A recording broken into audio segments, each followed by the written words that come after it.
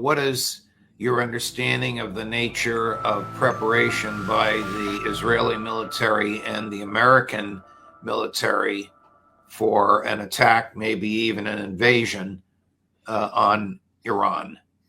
Well, I think we know that whatever happens is not going to be discussed in advance.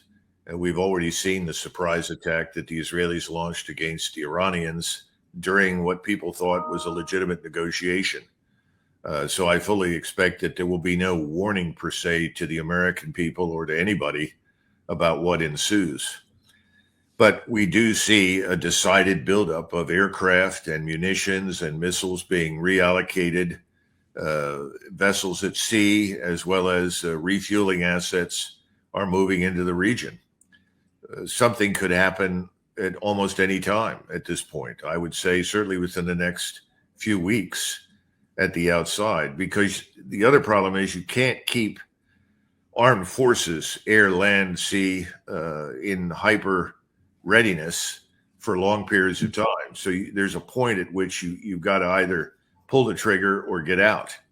Again, no one is being asked in the United States. And the other problem, as we discussed, is that it looks like Prime Minister Netanyahu has more control over these matters than the president or Congress. Netanyahu's true goal was to decapitate, figuratively and literally, the Iranian leadership and sow chaos in the country. Does that make sense to you?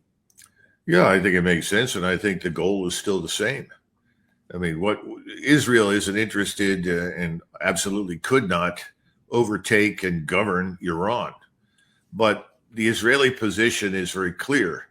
The more balkanized the region, the more dissension and division in the region, the safer Israel is. That's their theory.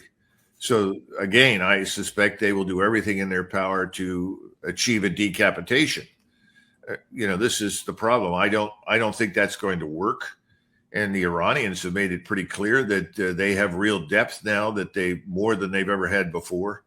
They've distributed critical weapon systems all over the country in various provinces. They're ready for the kind of attack that I think the Israelis want to launch.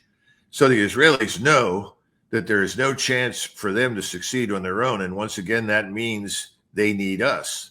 The question is, how are we going to perform? What are we going to do this time around?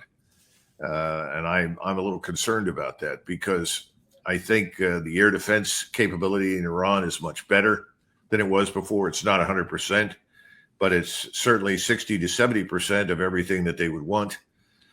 And I'm concerned that we will take casualties this time. There will be no restraint exercised by Iran. Iran will regard this as an existential fight to the finish, and they will use everything at their disposal. آنچه در مورد ما میگویند